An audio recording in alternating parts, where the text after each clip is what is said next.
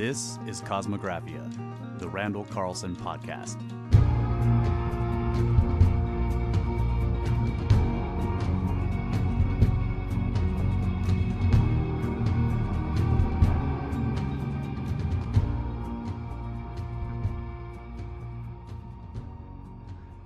Welcome back, ladies and gentlemen, to Kosmographia.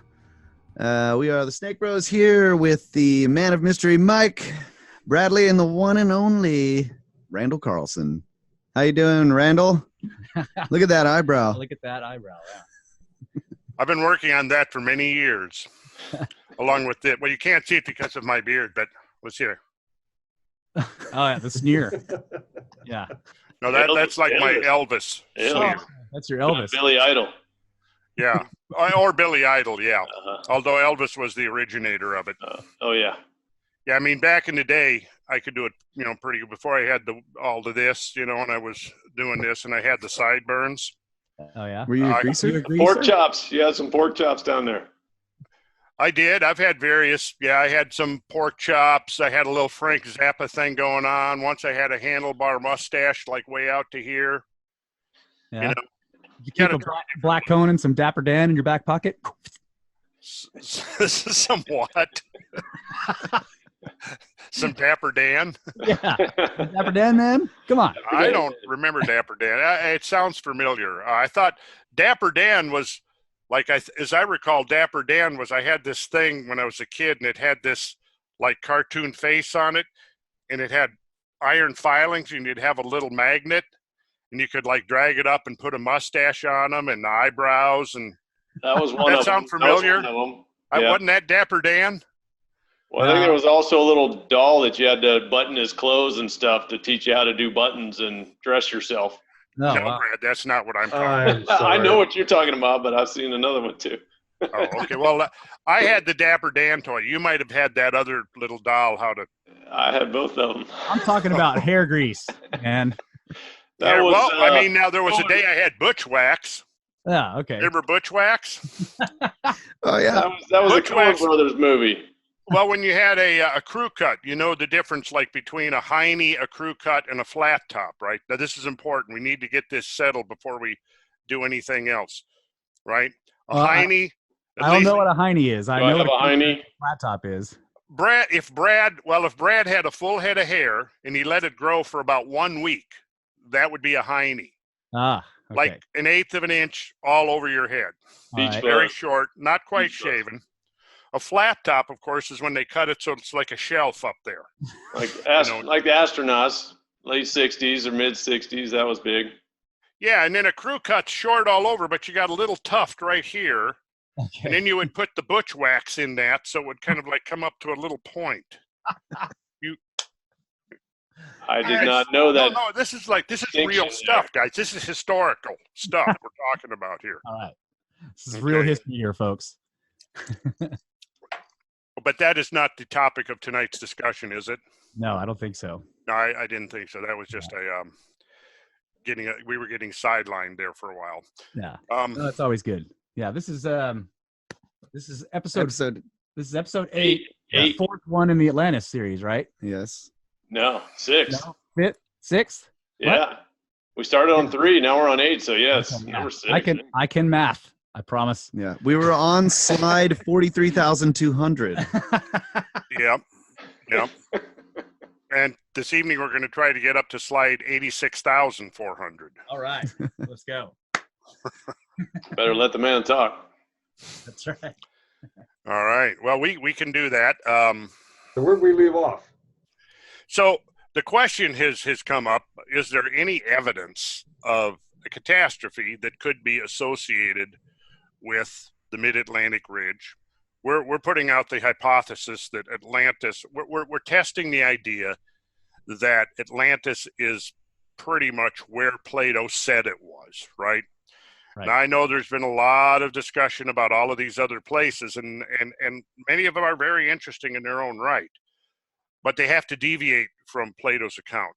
And if somebody has some really solid evidence, I'd like to see it, that it's somewhere else, without changing the details of Plato's narrative or reinterpreting the details of Plato's narrative. Now, over the years, I've gone through, I think, 5 different translations of Plato and have referred back to the original Greek as much as possible to try to get the sense of what he's really talking about. In the various translations, there are some discrepancies and so on, but the overall major details are pretty consistent, right? So, and he uses the word Nasos, which translates as island, and I think we need to stick with that. And the Richat structure that a lot of folks are looking at, we can address that. We can address that in the next topic, if you will. There are multiple reasons why that doesn't really make sense as another candidate for Atlantis. I think that it can be most readily explained as a natural feature, and it's not really the same size as what Plato describes. There's a huge discrepancy in the size of the thing, and we can get into that in details. I can have some specifics in the next podcast to address the Richat structure.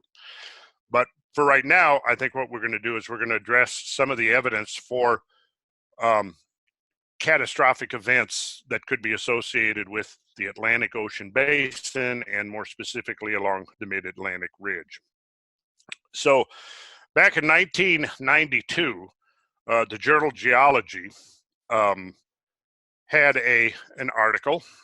It was addressing discoveries made in the Rift Valley of the mid-Atlantic ridge, because there's essentially a valley there between the two plates. And the title of the article was Massive Submarine Rock Slide in the Rift Valley Wall of the Mid-Atlantic Ridge. Now, this is what they say. Within the past 450,000 years, a section of ocean crust, approximately 4 by 5 meters, that's about 2.5 by 3 miles, was removed from the eastern wall of the mid-Atlantic Rift Valley in a massive rock slide that disintegrated to form a debris avalanche. The debris avalanche flowed more than 11 kilometers, which is about roughly 6.5 miles, into the Rift Valley and deposited a debris wedge with a volume of approximately 19 times 10 to the 9th cubic meters, which is like 19 billion cubic meters, or about 1.5 cubic miles of material. And that is a really big rock slide. Yeah, that's a lot of stuff. Yeah. He goes on to say that there are many factors known to contribute to the failure of slopes. He says most of these, though, can be discounted for the submarine hard rock environment of the mid-Atlantic ridge, and only 4 are likely to be significant. Saying that it was a pre-existing structure, which he pretty much dismisses that possibility.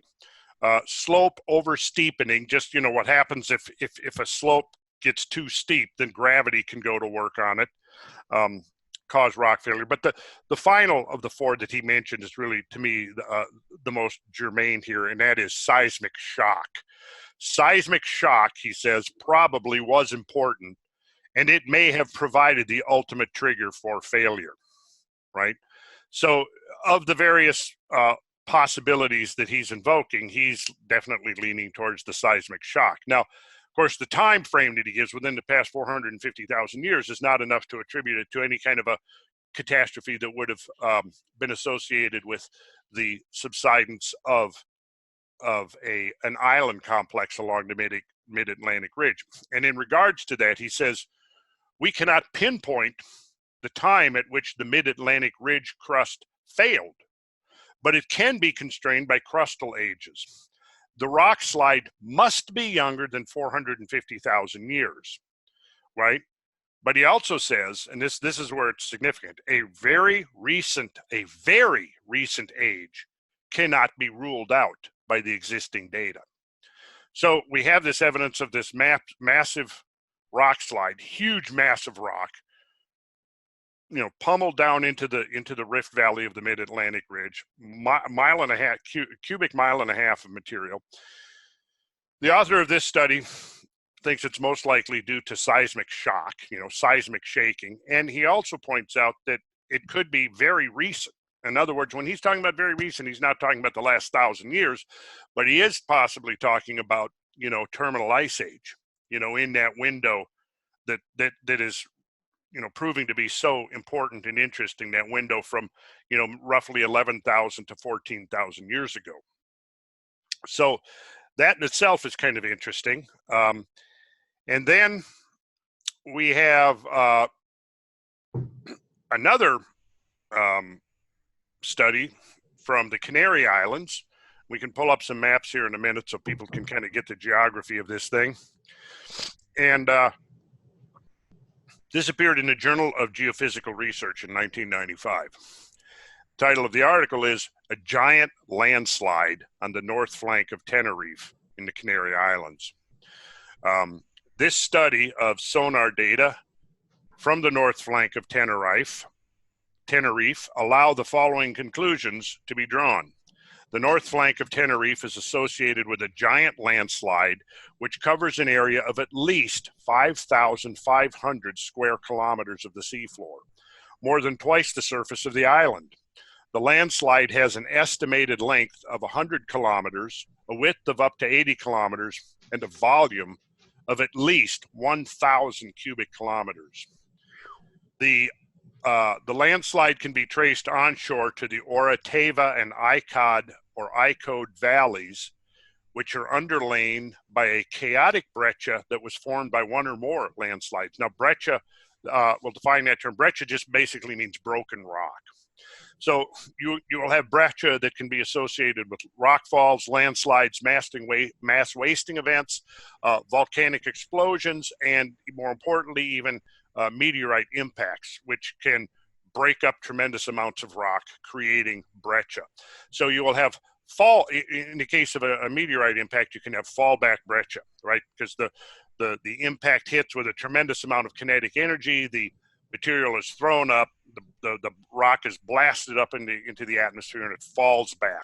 So if you're reading a lot of literature about asteroid or meteorite impacts, then you're going to encounter the term breccia, and more specifically fallback breccia.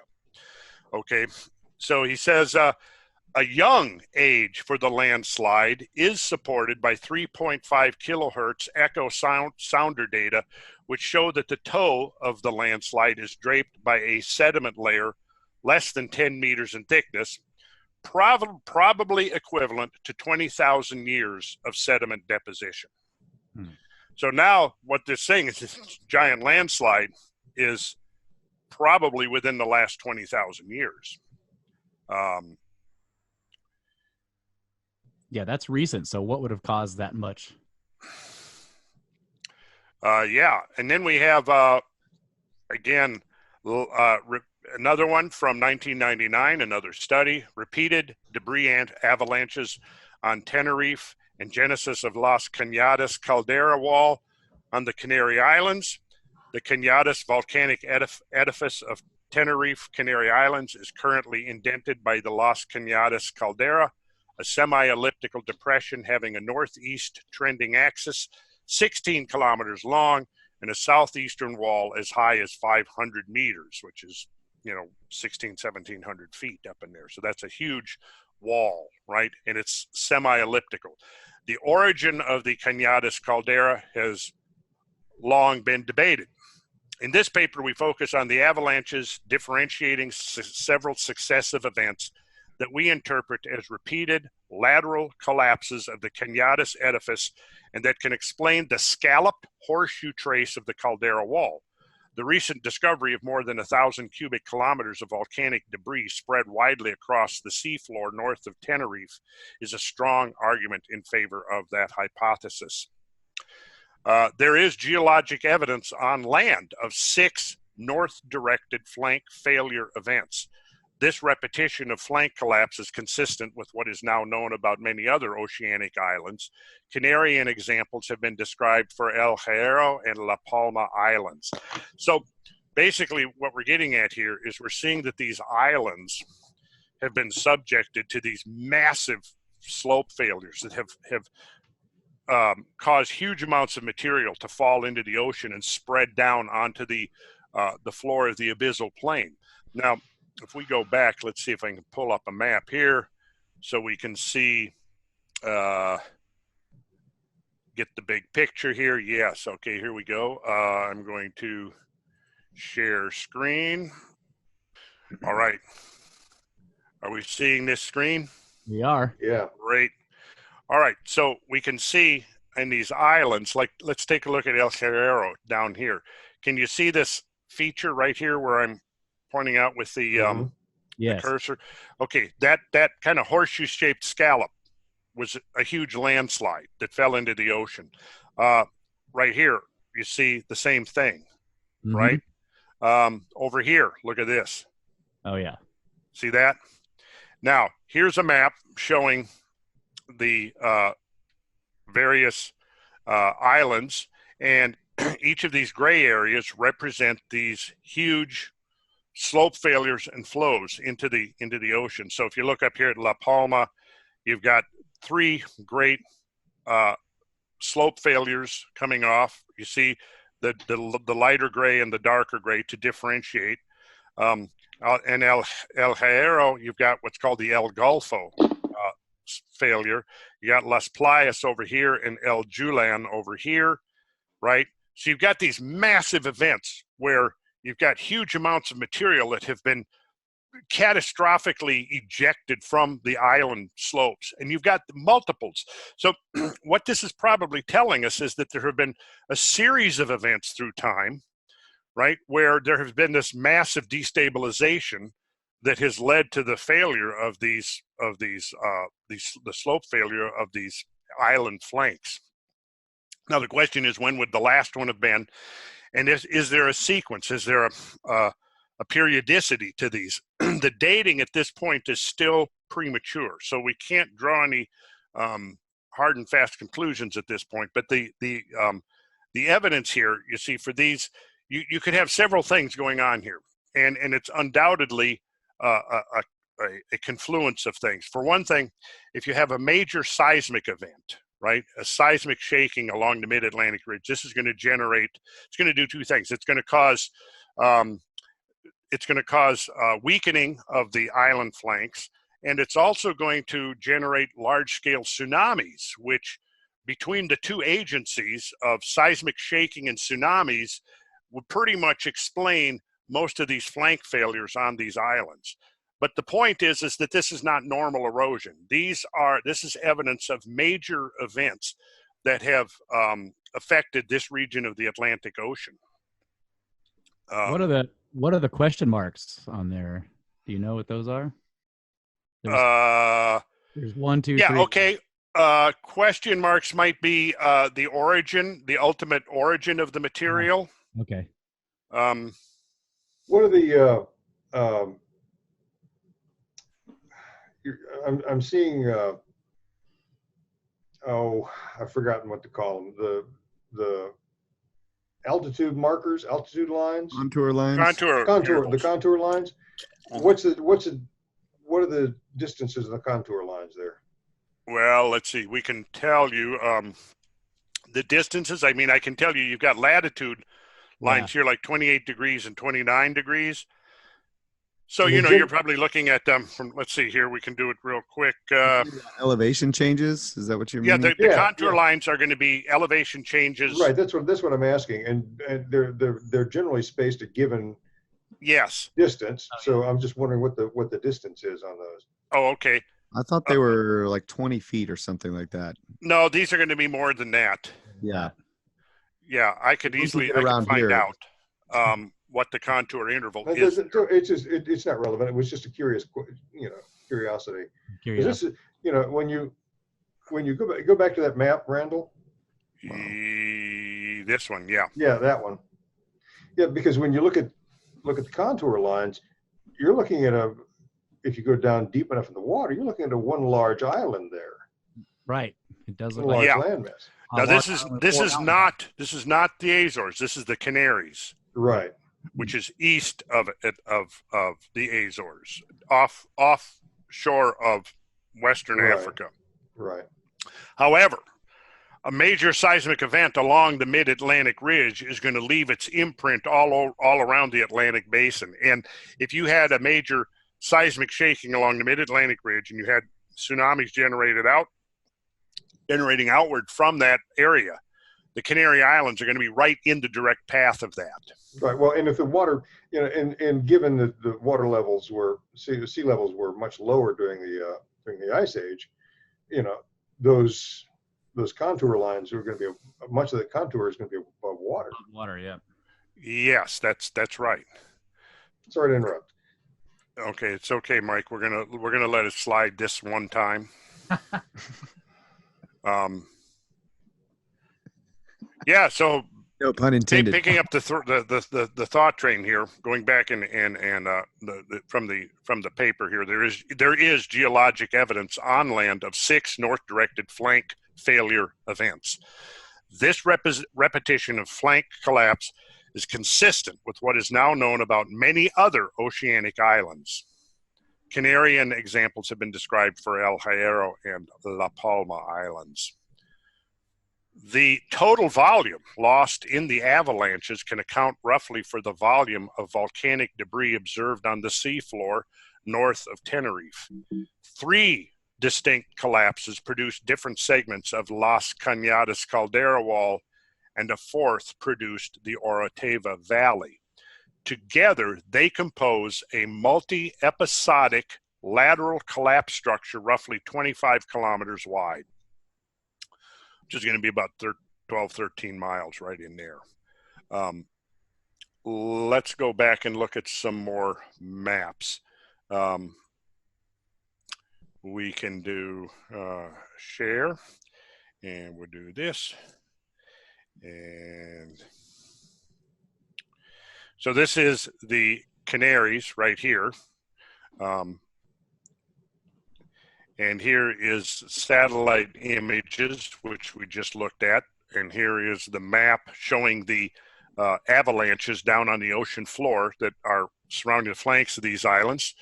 So yeah, this study of sonar data from the north flank of Tenerife allow the following conclusions to be drawn.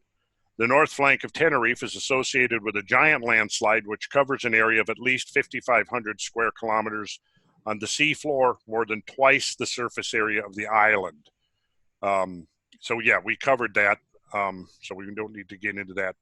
Here's a map of Tenerife. So this whole area up here is the main area where material was removed and swept out into the ocean floor.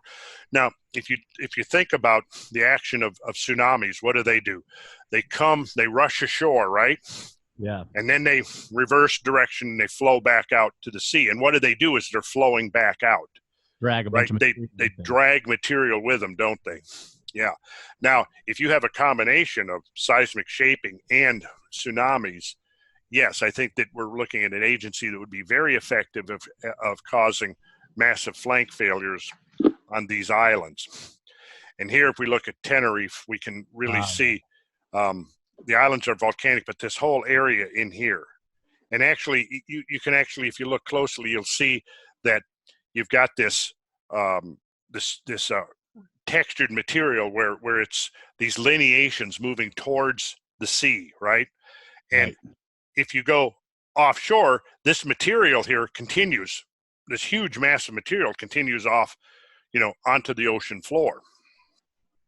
Yeah, here you can see now. Here's Tenerife here, and then these outlines show these huge mass wasting or flank failure events, and it looks like there's at least 3 of them. Now, what's important here is we need more studies pinpointing the age of these events. And were they all compressed within a very short period of time, or are we looking at something that maybe the earliest ones are associated with an earlier ice age and an earlier regression of sea level and rising of sea level, and perhaps associated destabilization in the Atlantic basin? At this point, we don't know. And I'm sure there are studies that have come out in recent times that I've missed because I'm trying to follow too many things at one time, really. But this is extremely interesting stuff. And it'd be interesting to see if there's been, in the last few years, any more precise dating of these avalanche events. Yeah. So they mentioned multiple times that they're north facing. Yeah, pretty much. They're facing in the direction of a wave coming from the direction north of the Azores, which is kind of northwest of the Canaries. And so, here's the north flank of Tenerife as viewed from the northwest. And here you can see southern wall of the Cañadas Caldera here, and these mass wastings that spread out onto the ocean floor.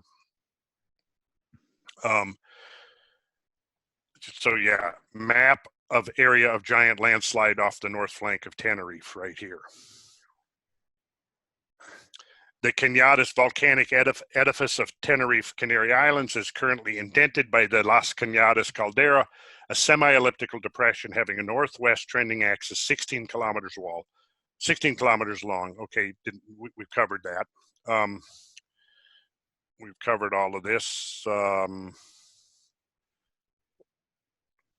right, now here, another map, and you can see you've got El Hierro down here, and look at here, the debris flow, how massive it is. And it's basically, if you imagined a tsunami whose epicenter was in the region of the Azores, like if you had a massive seismic collapse of the Azores and a seismic wave moving outwards from that, striking the Canaries, and then the resurge wave moving back, it would pretty much be defined by this direction right here. Yeah. This massive debris flow that stretches out tens of miles out into the ocean floor.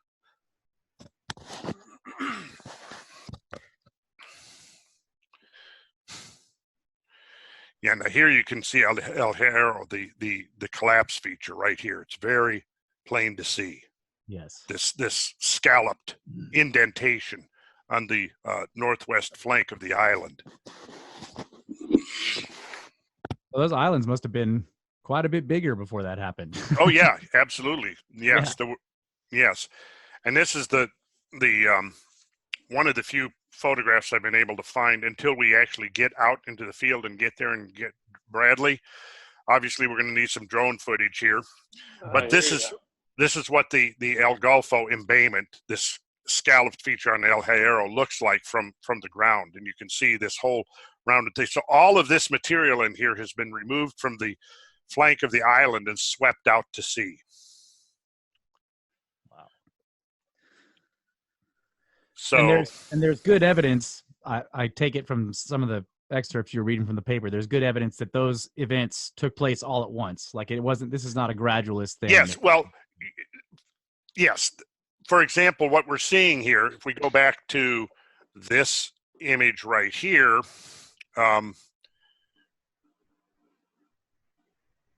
which was the map we were looking at. Yeah. Right here. The question you asked, okay, each of these represents a distinct event. Right. Right. Okay. So, when we look at Tenerife, we see that there's at least 3 distinct events there. Yes. And then this Teno would possibly be a 4th. This Anaga would possibly even be a 5th. Right. So all of these are not one big event, but 1, 2, 3, 5 discrete events. The question is how much time elapsed between each event, and when was the most recent one? Yes. So that is the critical question that we're interested in here. I may have my island names wrong, but isn't it Madeira? There's another one of the Canary Islands that they've said for years has a flank that's ready to slide off at any time. Yeah, that's it's one of the Canaries. Yeah, I think it's tsunami that would. It's not Madeira. The rest of the East Coast, no, it's not Madeira, but if it fell off, it would generate. That's what you're saying. Right. Yeah, like hundreds of feet coming into Miami, up to DC, Virginia, and Cape Cod, all that. I don't see how it can propagate and grow instead of shrink across that distance. But I've seen several, documentary shows talking about the danger of that. That could be any time, any moment that flank could collapse. Now, but the limited dating that does exist is quite suggestive. Now, this is from a study that appeared in the journal Geology in 1996. discussing the catastrophic collapse of the volcanic island El Hierro and the history of landslides in the Canary Islands. This is what he says in the abstract. Landslides play an important role in the evolution of many volcanic islands, producing huge fields of blocky volcanic debris on their submarine slopes.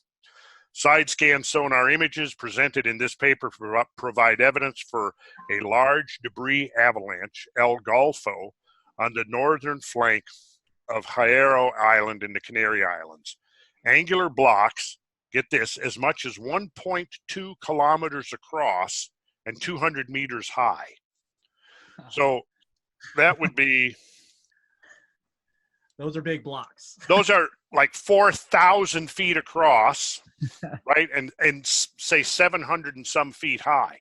That's a big block. Yeah, that's a very big block. It's a huge block. So angular blocks as much as 1.2 kilometers across and 200 meters high cover the debris avalanche surface. El Golfo avalanche is related to both the Canary debris flow and volcaniclastic turbidite found in the Madeira abyssal plain 600 kilometers west of the Canaries. Let's back up. Volcaniclastic. Clastic just means chunks of rock, basically, right? Pieces of rock. Volcaniclastic means that it's related to genesis through volcanism, probably a volcanic eruption. So you've got, again, I'll read that. El Golfo avalanche is related to both the Canary debris flow and a volcaniclastic turbidite. Essentially, just think of turbidity, to huge, chaotic water flows across the bottom of the sea, right? Picking up and moving lots of sediment, right? So you have a volcaniclastic turbidite found in the Madeira abyssal plain, 600 kilometers west of the Canaries. Dating, now here's where it gets interesting. Dating of the turbidite and the failure scarp onshore indicates that the failure probably occurred between 13,000 and 17,000 years ago, which puts it damn close. That is. And 13,000, of course, puts it right there at the Younger Dryas boundary. So if this dating turns out to be typical of some of these landslides, we're getting, that would go a long way towards showing that there were seriously catastrophic events in the Atlantic Ocean basin at the end of the last ice age, which puts these catastrophic events within a millennium or two. And of course, the error bar of this dating might be 1,000 years or more. Right. So we can't rule out that this dating might be consistent with the subsidence of Atlantis. And then there was the other one you read where there was one of the landslides had a sediment load on top of the tongue of it, or the toe of it, they said, that was roughly 20,000 years old, which is still ballpark. Which is still ballpark, yeah, exactly. Yes, on sediment dropping from the ocean, yeah. And then here we have from the side scan sonar, surface of the debris avalanche from El Hierro. The large blocks in this picture, like you see where my cursor is right here, that would be a large block. Some of these large blocks, I know you can't tell because of the scale invariant nature of these geological phenomena. These large blocks are up to about 3,000 feet across. So that's basically a kilometer. So this was clearly a very catastrophic event. Yes. And the evidence of this catastrophe is it looks like shallow water on a beach right there. Yeah. Like those are little pebbles in the shallows. They're not. They're huge blocks. It's crazy. Yeah.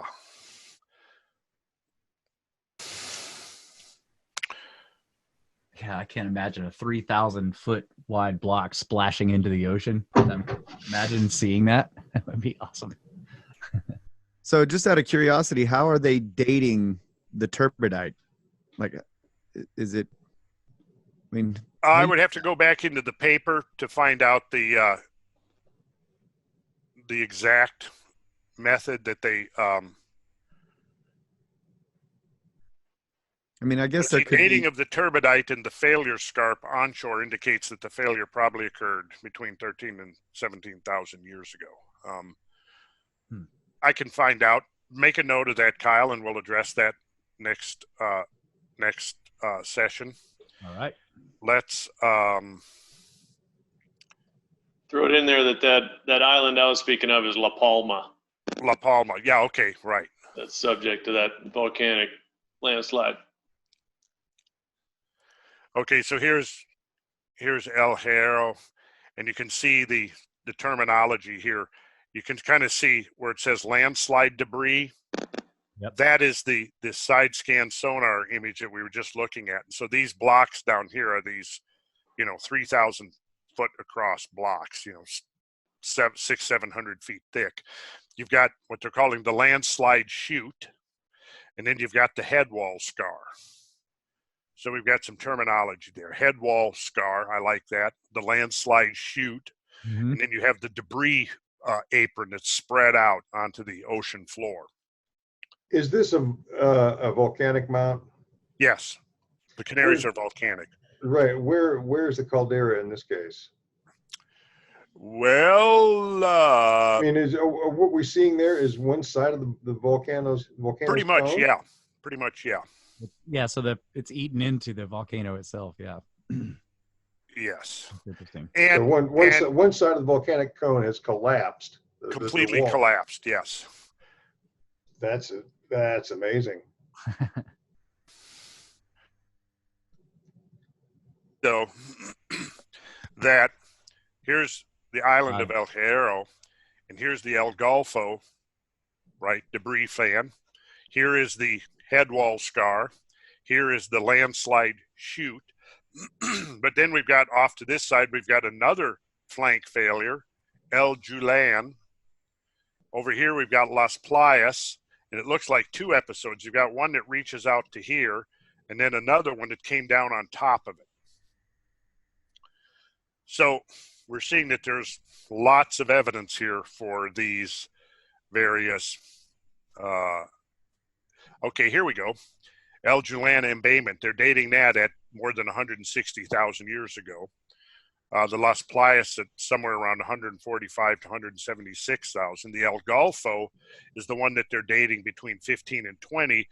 But that's interesting because it's from the same paper that just said it was from between 13 and 17. Which actually makes more sense than 15 to 20, because 13 to 17 would be right there in the deglaciation and consistent with meltwater pulse 1A and 1B, which could certainly be enough to trigger a destabilization along the mid-Atlantic ridge and cause seismic activity.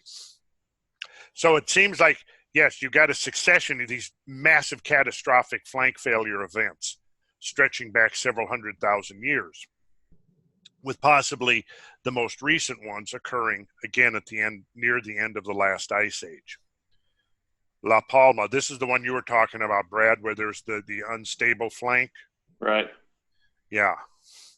And here you've got, it's showing, let's see, Cumbre Nueva here, which is one, Santa Cruz over here, which is another one, Playa de la Veta, or Vela, this one. So you've got multiple events. You'll have a catastrophic flank failure, then time passes, you'll have another one, and that debris avalanche then will cover the earlier one. So then we've got got another paper here, correlation frequency of emplacement and source directions of mega turbidites on the Madeira abyssal plain. This paper describes the sediments of the whole Madeira abyssal plain. The plain is made up of a series of large turbidites separated by thin pelagic layers. Would you look that up for us, Kyle? And give us the very PELAGIC, pelagic layers, which can be used to provide a high-resolution stratigraphy back to about 750,000 years. Many of the turbidites were deposited close to oxygen isotope stage boundaries, suggesting a strong relationship to sea level change and climate change, although the exact initiation mechanism for the flows is not known. Hmm. Mm-hmm. Of or relating to or living in open oceans or seas rather than waters adjacent to land or inland waters. Yeah, living in the open ocean. And we learned that the term benthic last week, which was referring to creatures that dwelt on the bottom of the ocean. So now here, let's come back to this paper that appeared in Marine Geology in 1992. Embley, in 1982, mapped numerous sediment flows on the northwest African margin, including the Saharan slide, which originated on the continental margin south of the Canaries in a water depth of 2,000 meters.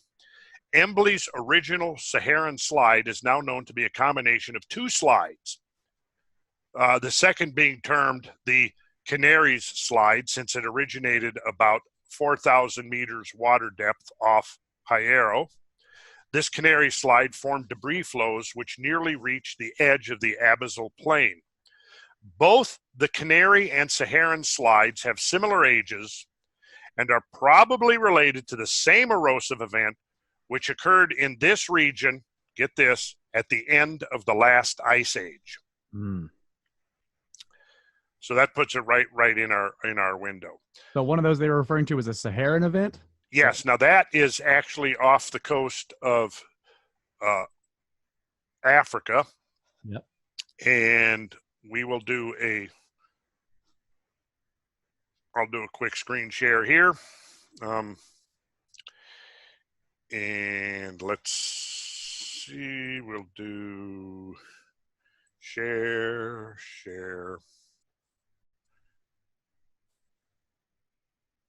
All right. All right.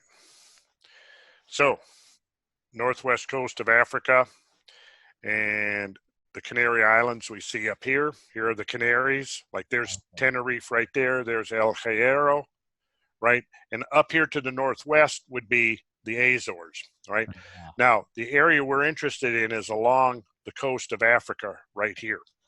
And this is showing the little inset is showing right where we're looking at. And these are turbidity flow pathways.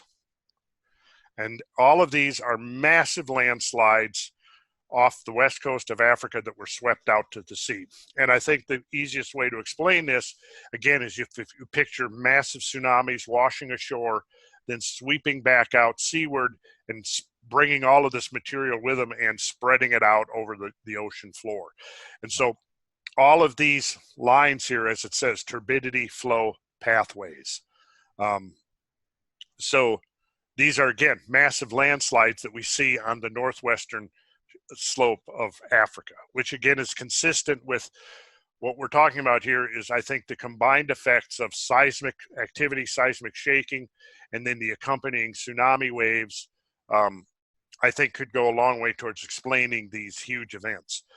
Not always. I mean, you might have explosive volcanism that cause, because I mean, look at Mount St. Helens there. You have a huge flank failure on Mount St. Helens that was a consequence of the big eruption in May of 1980.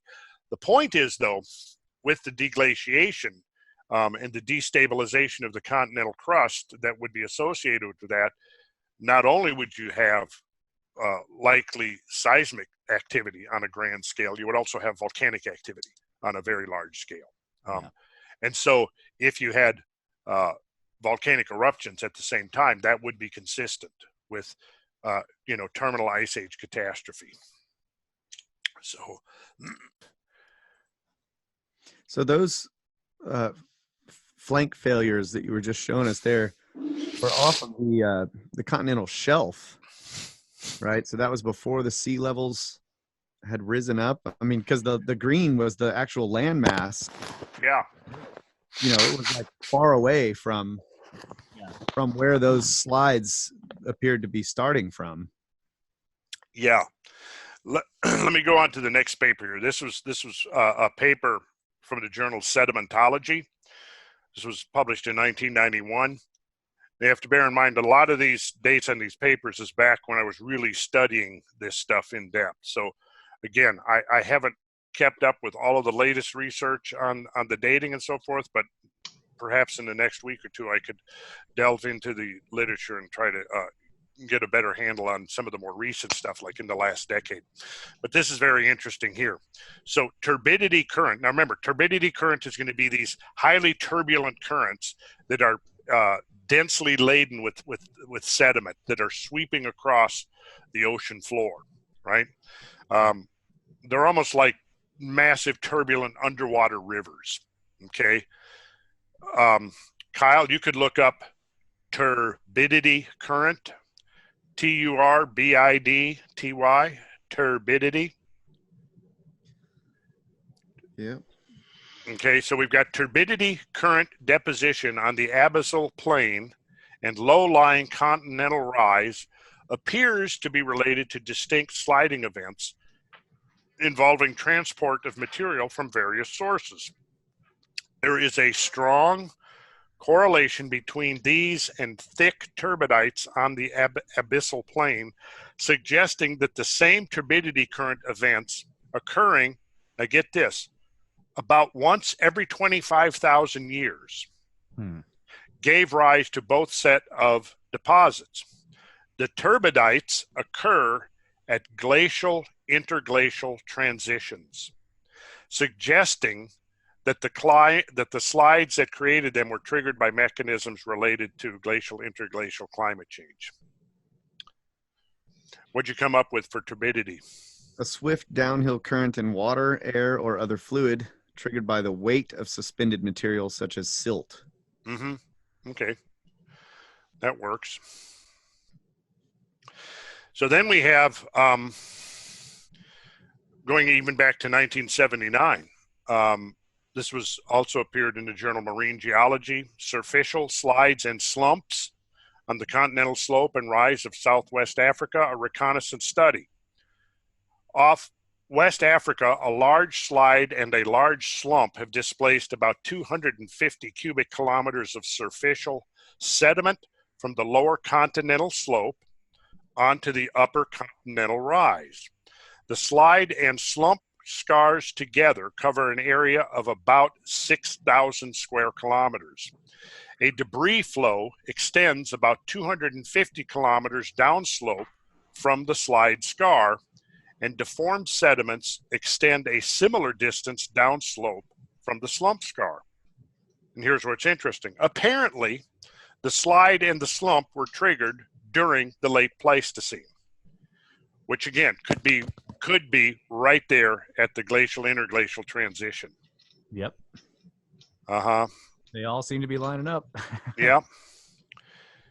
So then we come over to the North America, and we have the Scotian slope, which is off the coastline of Nova Scotia.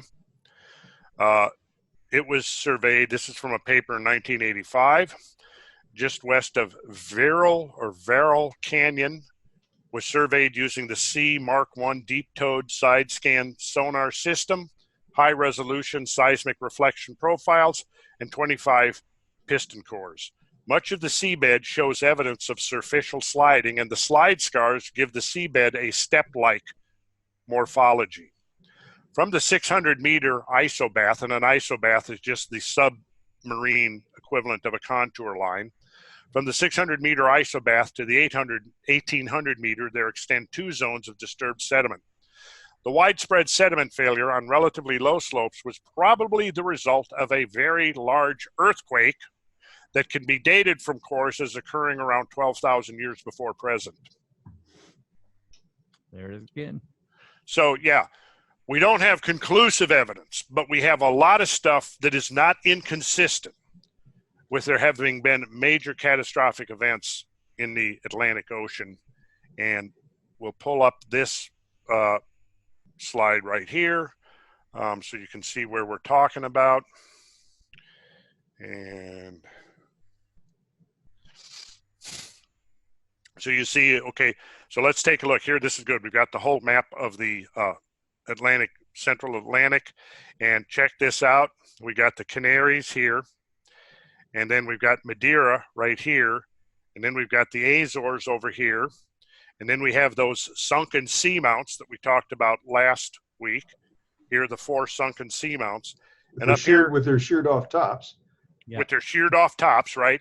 And then we've got Nova Scotia up here, and then this is the Scotian slope.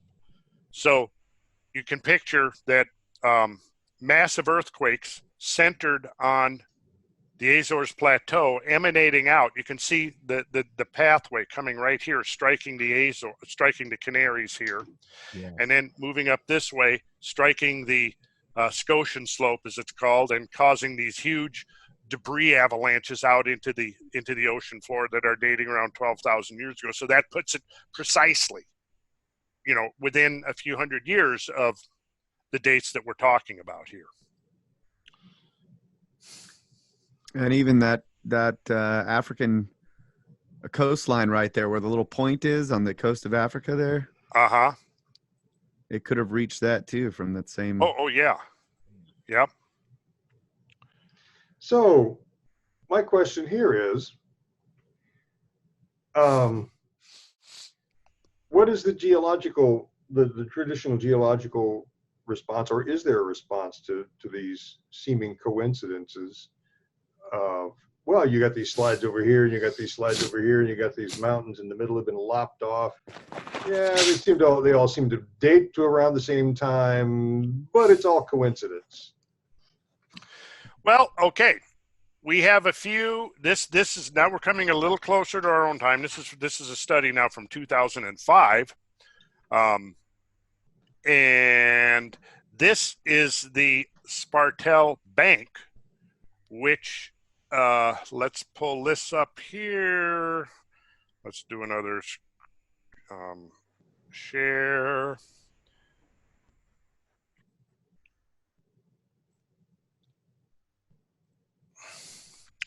All right, so here's the Straits of Gibraltar, the Strait of Gibraltar, which is what Plato called the Pillars of Heracles, right? And then you've got this square area here, which is the study area. And this is almost due east of the Azores, right, in the Gulf of Cadiz, right? So here's what this study showed in this area right here, which of course would have been in the direct pathway of any tsunami emanating from the triple junction there of the Azores Plateau area.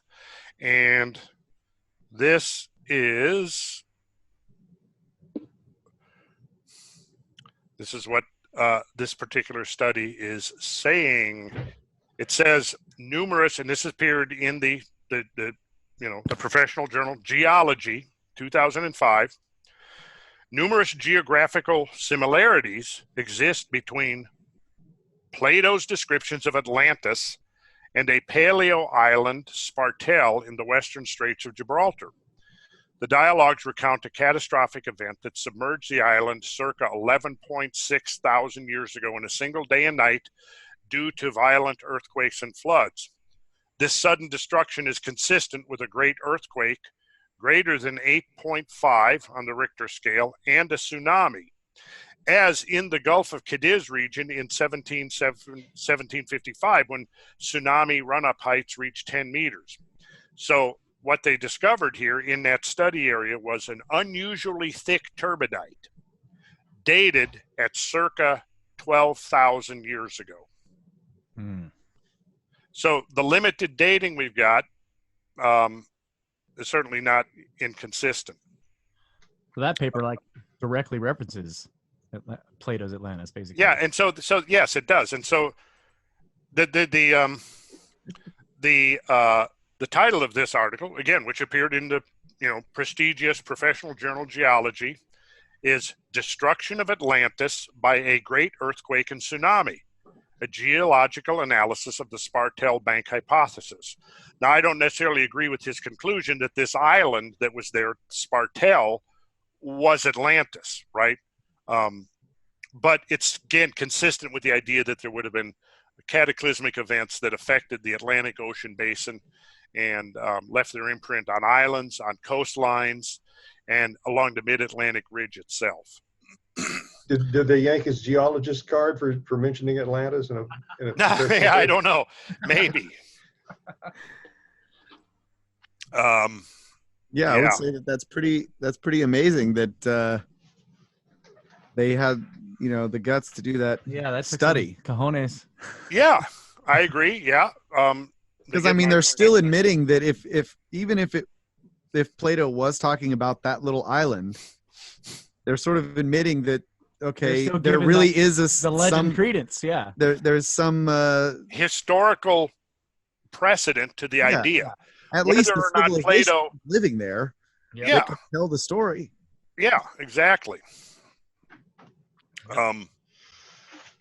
So yeah, I mean, okay. So what we've seen over the last few episodes of this is that if we look at Plato's geography, it pretty much points directly to the area west of Strait of Gibraltar, and we find that there is plenty of evidence of sunken islands, of massive subsidence along the mid-Atlantic ridge.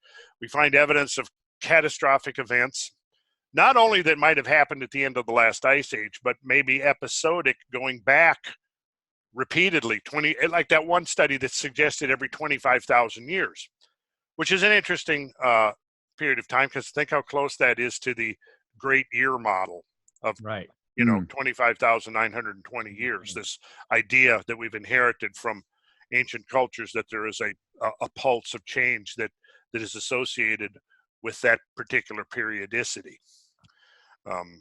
Wow, that is true.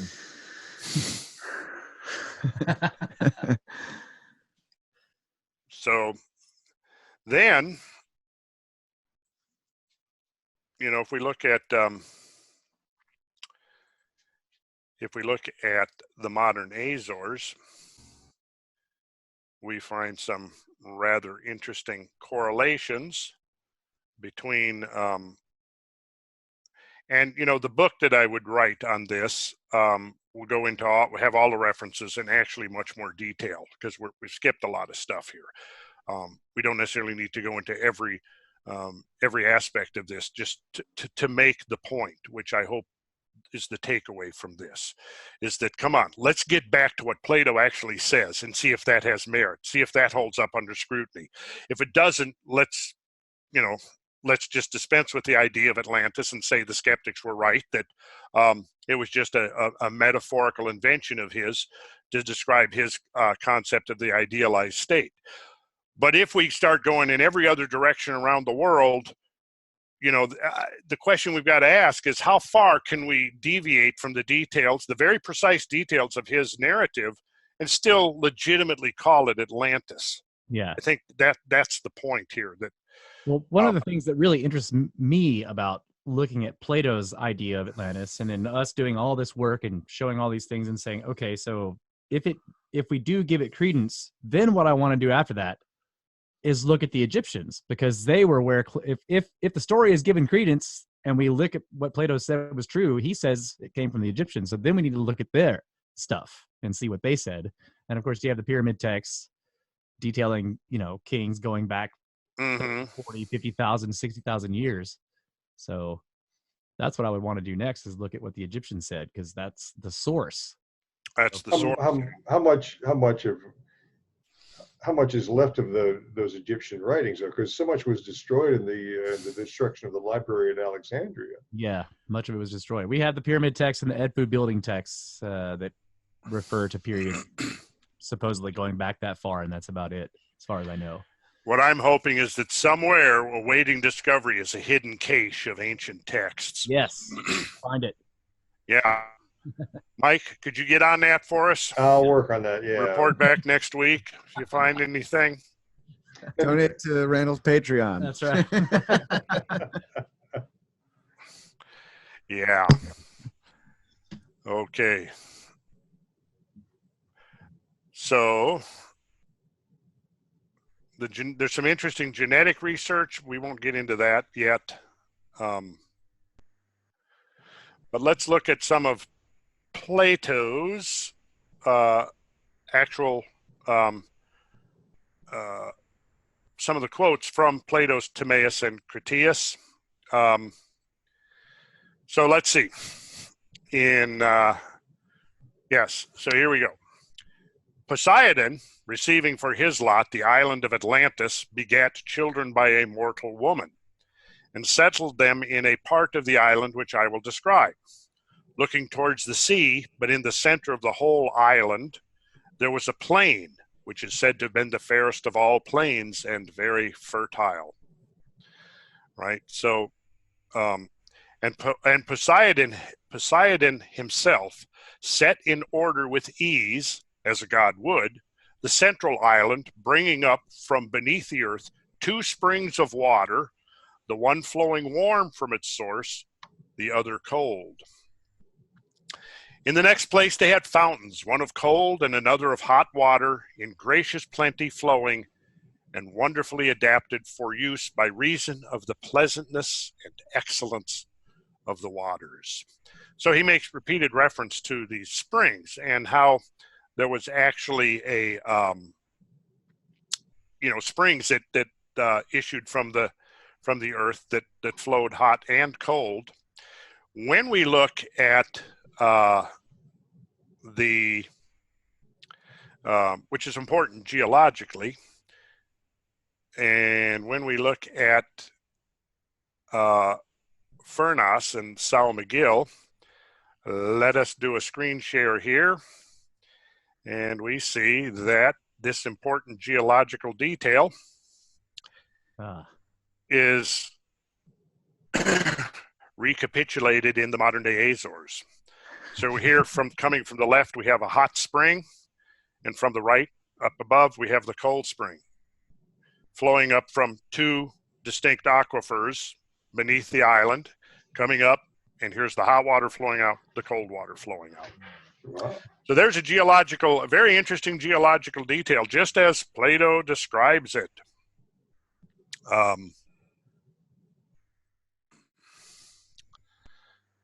Come on, there's hot and cold springs in the Richat structure.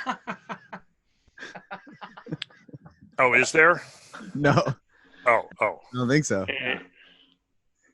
I think it's pretty dry. Pretty bone dry. Yeah. Yeah, it probably is. Yes. Okay. And let's see.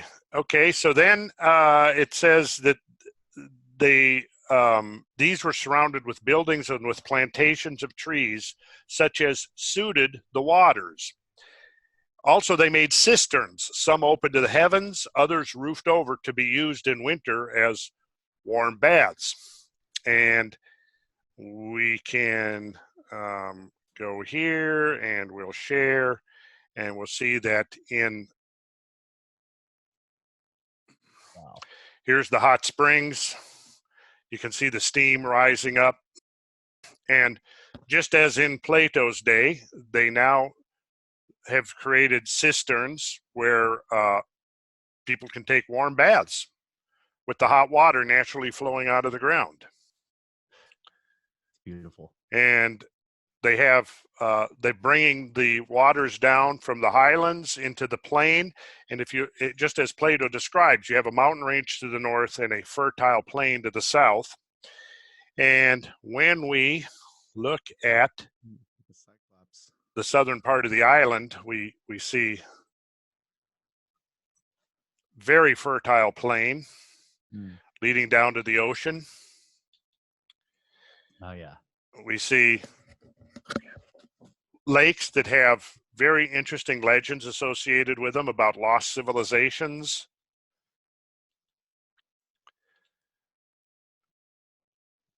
And the idea of the 2 springs of water, which we just saw, and the cisterns, the hot springs that are coming up very much just like Plato described, on hot springs on São Miguel. And then he says, and making every variety of food to spring up abundantly from the soil, which is what you expect from volcanic soil. It's highly fertile. So the Azores today are very fertile and abundant food in the markets, that grows from this volcanic soil.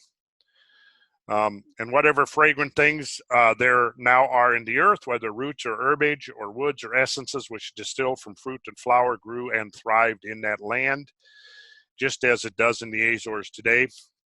Now, to me, this is very interesting. He describes how on the northern part of the islands, where you had the mountain ranges, they constructed a vast complex of canals and aqueducts to bring the water to the south, to the low-lying fertile plain, which was to the south, sheltered again from the north. We saw last week how the Gulf Stream wrapped right around Right. the plateau region, right? And then again, you would have had the mountain range to the north, which would have also helped to shelter it, open to the south, which would have almost created like a natural passive solar collection topography. So he describes how they built a series of aqueducts to bring down the water. On Madeira, we see a system where they've basically created sort of in miniature exactly what Plato describes with these aqueducts that are called levadas. And so as it says, again, quoting from Plato, of the water which ran off, they carried some to the grove of Poseidon, where were growing all manner of trees of wonderful height and beauty, owing to the excellence of the soil. They harvested their crops twice a year. In the winter season, they relied on the water of Zeus-sent rains. And in the summer season, they used the water stored in the earth, drawing it into their canal system to irrigate the crops. And this shows the modern aqueduct system on the island of Madeira, the levadas. And they cropped the land twice a year, making use of the rains from heaven in the winter, conducting the streams from the aqueducts. That's the whole point here. And so in this particular system, this is actually now turned into be a rather a tourist attraction, in the sense that what people do now, and I guess when we organize our field trip, our Atlantis field trip, we'll have to do this as well. You get a ride to the top of the mountain, you get dropped off, and then you just take a stroll or a hike or a walk down, because all the levadas have pathways along them, because the fact that they're using this system to bring down the water, you have to keep the conduits clean, and if there's repair work that needs to be done. But people now will walk along, and if some trash or something gets in there, they'll actually take it out. And so now a lot of the tourists are actually helping to maintain the system. And you can see here how spectacular some of the landscapes would be, walking along the system of aqueducts. So the sources of this water is just like springs coming out of the mountaintops. Is that the idea? Yeah, and probably maybe some, and rain falling on the mountains. Right. Wow. You can see here, here's the aqueduct here.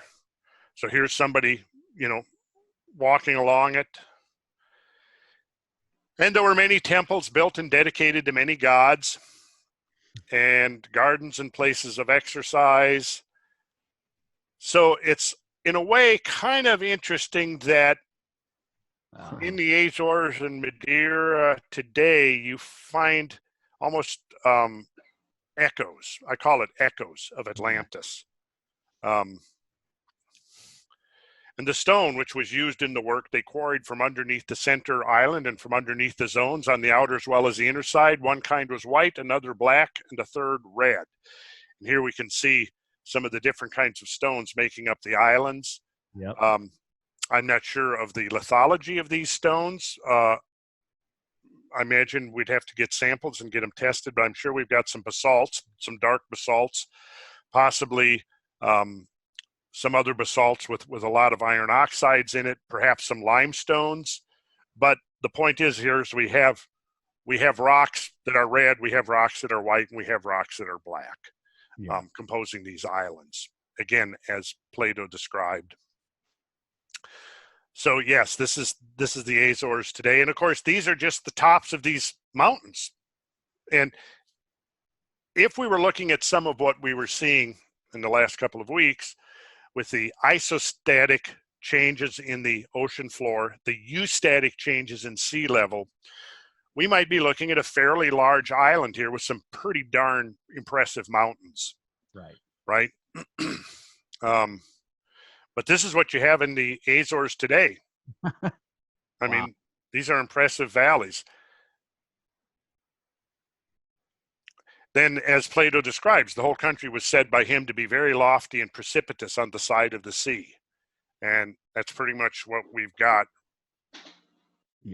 there. Straight out of the water. Wow. Yeah. So, I mean, when you start getting into the details of the thing, I mean, so far what we've seen is his geography is consistent. His geology is consistent. His timing, his chronology is consistent. I don't think we need to go to these other places. Because I think the thing we started out with was showing that at one point, you know, the geological community closed ranks and said, it's all a myth. It's fiction.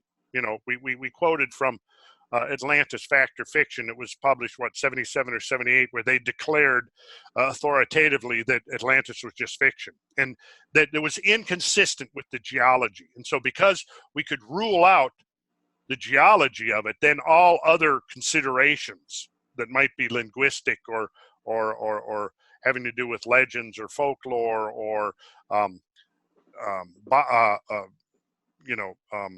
from vegetation, any of the other things that might have been like part of Ignatius Donnelly's 13 propositions. Remember what they did? The tactic was to say, well, he had 13 propositions, showing that there were these interesting linkages on both sides of the Atlantic Ocean, and that these linkages could all be dismissed if the geology was not consistent.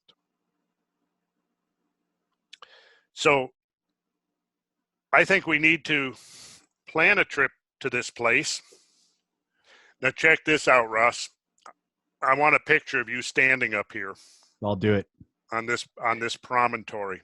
I'm down. I'm totally down to do that. You're down with that? Oh yeah. I'll No, go. you're up.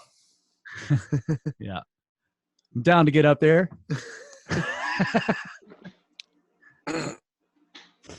So check it out. On its long side, he's describing the island of Atlantis, the main island. On its long side, it extended for 3,000 stades, and as measured from the sea, it was over 2,000 stades across. Now, a stade is about, say, 608 feet. So if you're going 3,000 times that, you're looking at about 345 miles, right? Okay. So you're looking at he's talking about an oblong here that's roughly 3,000, what they say, 345 miles by roughly 200 and some miles. So 3 units long, 2 units wide. And he's talking about the plain that was south of the mountain range. So here I've just put a box in here of that particular size that he's describing. Okay. So you've got mountain range to the north, you've got the plain to the south, and then you've got the seamounts here, the sunken seamounts with their truncated tops. So this is actually pretty consistent with the size that he describes. So again, the surrounding mountains were celebrated for their number and size and beauty, far beyond which still exist. So try to imagine what this would have looked like if the whole plateau was at sea level or above. Right. This would have been those mountains would have been enormously tall, and then enormously tall. Yeah, and I mean, these are some of the mountains that are there today, and these are just the tops of the mountains. Right. God. Having in them also many wealthy villages of country folk. These are some of the towns. Wow. Here's Teixeira.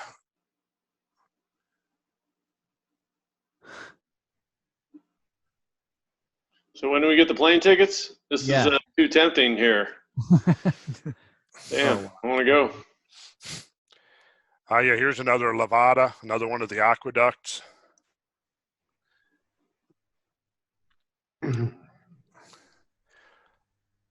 Looks like a pretty awesome place, doesn't it? It does. Mike, buy the plane tickets tomorrow.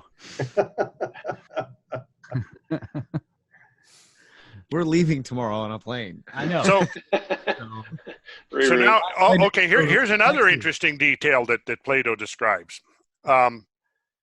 He says, in the sacred precincts of Poseidon, there were bulls at large, and the 10 princes hunted after the bulls with staves and nooses, but with no weapon of iron. So what I've got here is a picture of the capturing bulls for sport on Terceira today, which is a regular thing they do, with nooses and staves and using no weapons of iron. So that's why I call this like Echoes of Atlantis. Echoes. Is this the Spanish province? Portugal. Portuguese, okay. Yeah. Yep. And this is the Canaries. And interestingly, on the Canaries, we find stepped pyramids. And here's an example of an ancient stepped pyramid, and I have no idea how old these things are. I haven't been able to find any studies on them yet. But you see these stepped pyramids on the Canary Islands, which would have been the closest cluster of islands to the Azores Plateau. So if you had a maritime culture centered on the main island there at the Azores, in the region of the Azores, the Canaries would have been outlying islands that would have been immediately accessible to any culture that had any kind of maritime capabilities and navigational skills at all. And then we see exactly the same kind of step pyramids in Sicily. Stepped pyramid in Sardinia. And we'll save this for our next one. When we talk about the city plan of Atlantis, I'll save this along with the discussion of the Richat structure. Right. And this is interesting in itself, but I think we'll save that. All right. Excellent job, Randall. Thank you. Thank you guys for pictures of the Azores for like the past 6 episodes. What we need is our own original photographs, drone footage, video footage, and so on. I mean, clearly there is a documentary here waiting to be made. Absolutely. Yeah, because people are making documentaries on Atlantis, and I think they're kind of going off in a lot of directions. And let's get back to Plato.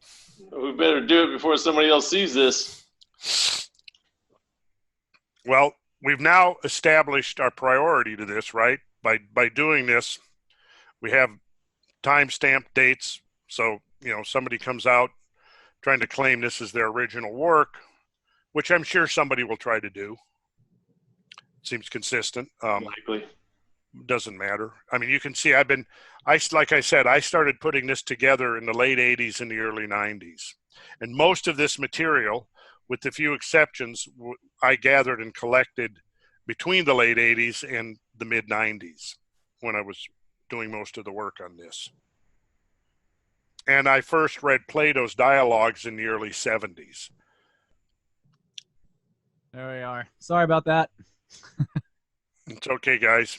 Well, it's an outstanding compilation of work, that's for sure.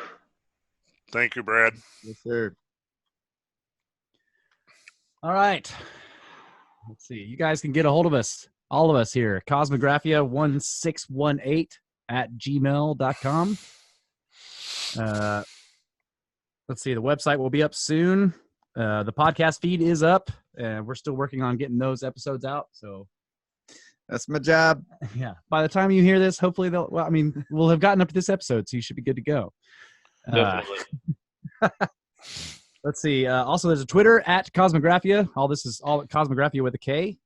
And also, there is a Patreon where you guys can support the podcast, which is so help us get better equipment, better video abilities, but also mostly help support Randall so that he can do more field work. And Brad and I are talking about some various perks that we can provide. I want to right here take this. I'll do a written thank you, but I do want to thank everybody so far who has contributed to the Patreon. I want all of you guys to understand and know that it's very much appreciated.